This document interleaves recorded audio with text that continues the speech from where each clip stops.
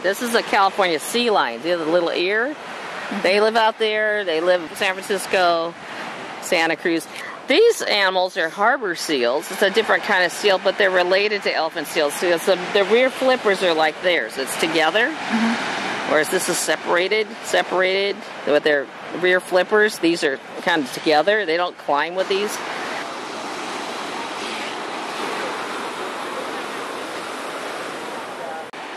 So the females that are coming up here now are already pregnant with their new pup. They got pregnant in January, February. Pregnant for 11 months. They gave birth to one pup December, January, and February. There's the one pup coming out. And then the birds eat the placenta. The seagulls eat the placenta.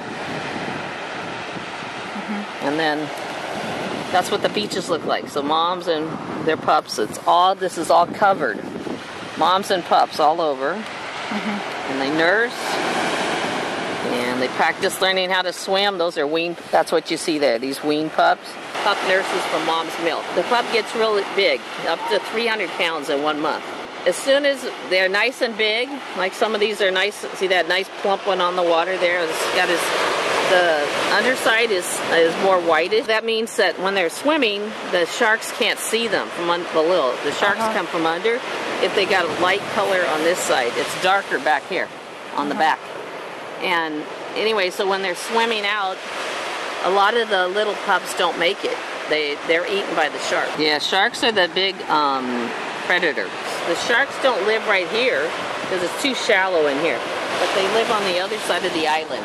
It's much deeper on the other side of that island.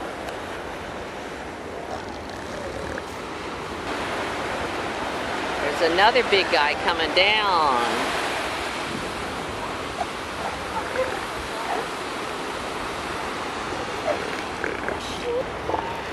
But that noise you hear, that's male elephant seals. That's their call that they make. This male here has got a pretty big nose, and he's chasing all the rest of them. He's chasing all of them. 5 years old? Only 5 years old? Yeah, that one there. Wow. Yeah, because he doesn't have the big nose yet. He's probably 4 or 5 years old. But he's the biggest one here right now. So because there's no other big males with the big, huge noses, you know, he can clear the beach like that. He's trying to find a female.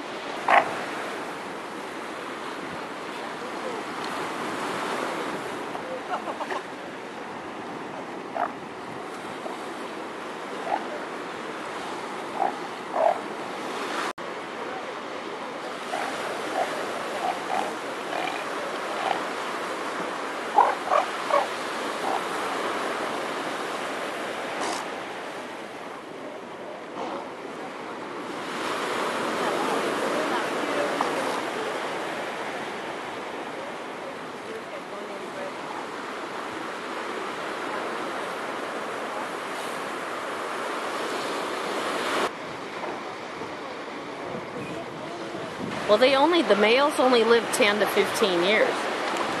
Females 15 to 22.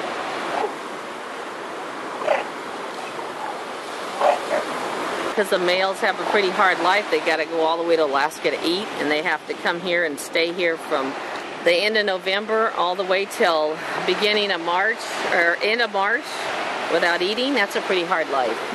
Females, if they give birth in January, they're only here for 1 month with their pup, 1 month. And then at the end of that time, they haven't eaten anything the whole time they're here. They have to go out to eat. And then they're coming back now, April and May, to molt. So that's when they shed their outside fur. So you'll see this on some of them. Some of these have like spots on them now. And then the males will come back to molt in June and July. The big guys, they come back later. That's their molt, M-O-L-T. Fur feels like, she can feel it. So that's the outside, and then the inside, it's like Velcro, you know? New coat is underneath. So every year they come back to molt. And get a brand new coat. They shed their whiskers too. Get new whiskers. They use their whiskers when they're fishing, going for fish underneath the water, because where they swim is very dark, so they're trying to feel for the fish.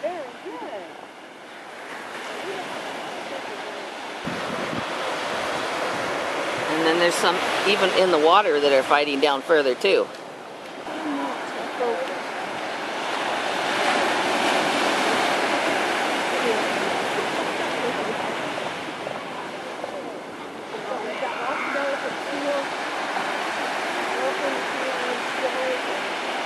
And the reason we know where they go is because some of the scientists from the university, University of California at Santa Cruz, they put these tags on them, satellite tags, and they're able to tell where they go. So that's how come they know this is one female going all the way out, all the way back to Año.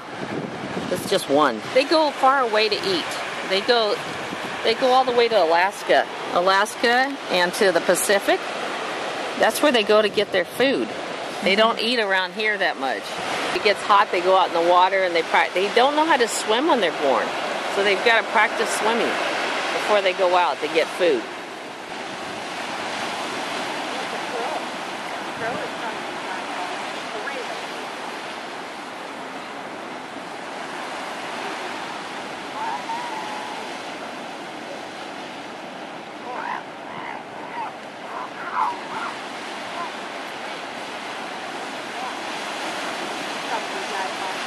In the 1800s and the early 1900s, they were hunted for their blubber, for their oil, just like they did whales. They killed whales for their oil, for blubber.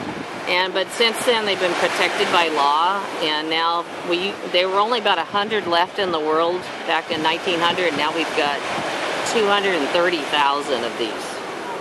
So it's been they're protected by law in many countries. United States, Canada, Mexico.